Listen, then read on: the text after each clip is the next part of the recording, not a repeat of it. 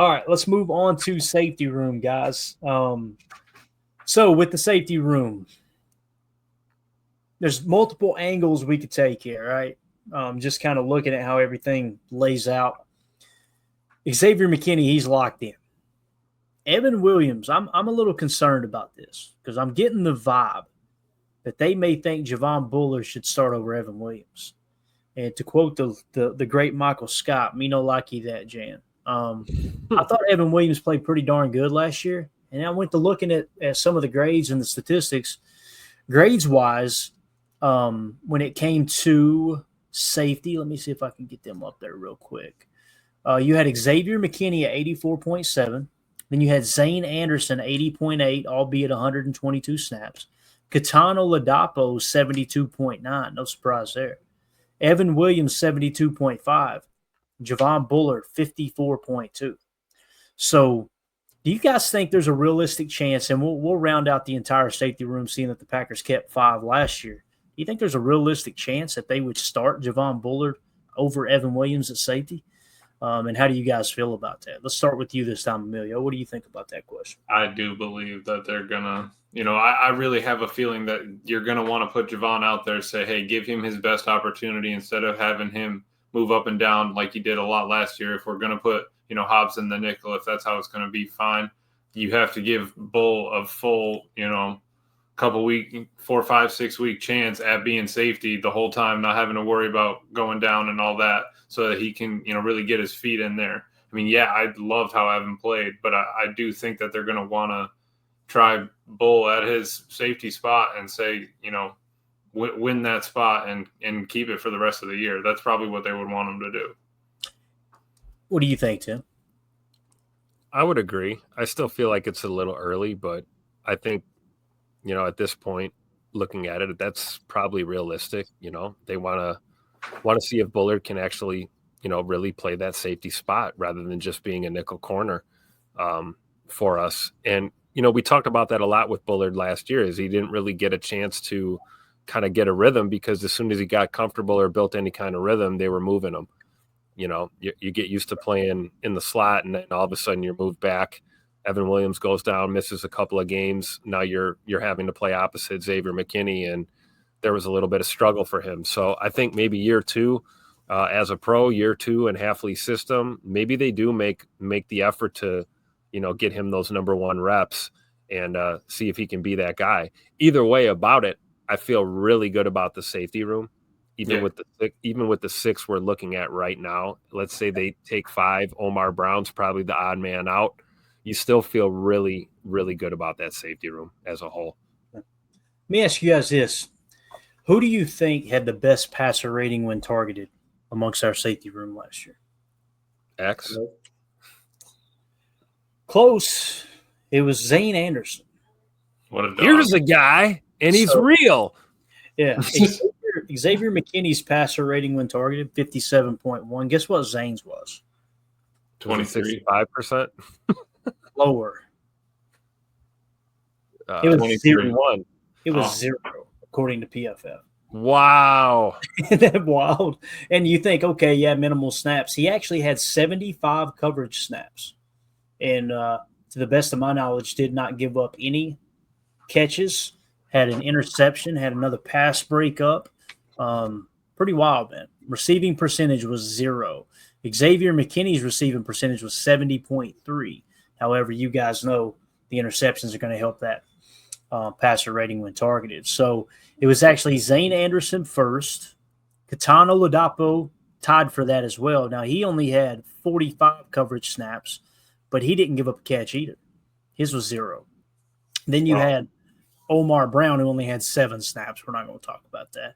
Xavier McKinney, however, 57.1, but he had 678 coverage snaps and a coverage grade of 90.2.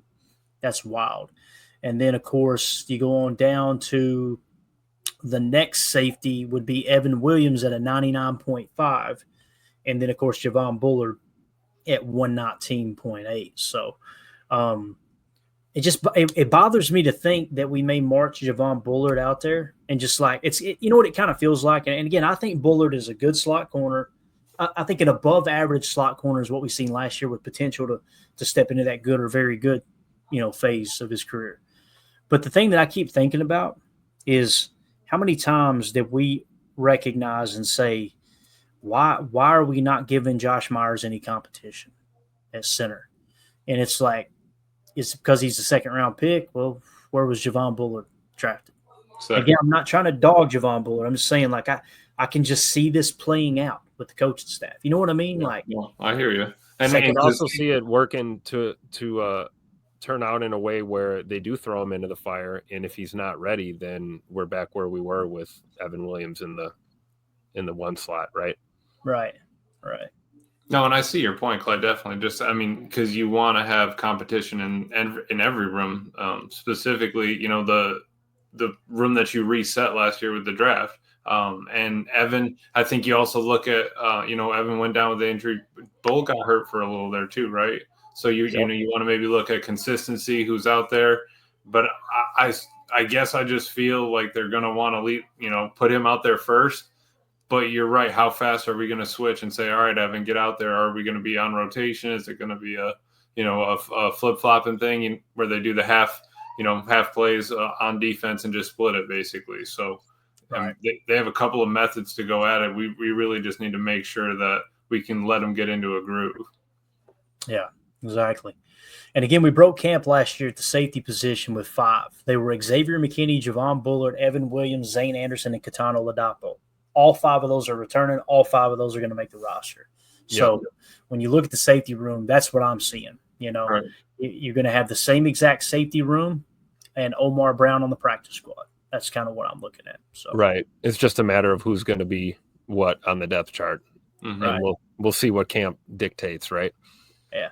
Coach Lynn says, I wonder if we see more 3 safety sets with X, Bull, and Williams at the same time. Let's try to mock that out a little bit, Coach. I think it's possible, but it would be Bullard in the slot. So, we kind of seen it last year, right? But he was playing nickelback.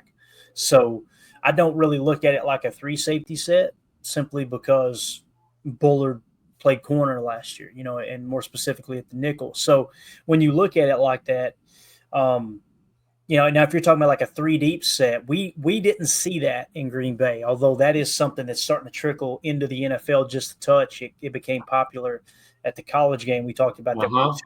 2 high shell was looking popular, and then all of a sudden it's the 3 high shell. Thank God we did not, we did not go to the 3 high shell last year. But I heard you say, Emilio. What's on your mind? I dabble in a little 3 high when I'm playing a little college football. Yeah, of course you do, because everybody online head to head just wants to wing that thing around the yard. It's 2-step drop and throw a deep ball. But I was looking through the PFF grades. It's tough because Evan Williams is 24th. Sandwiched between the 2 Bears, Kevin Byard and Elijah Hicks, but 24th, X being 4th out of the safeties last year.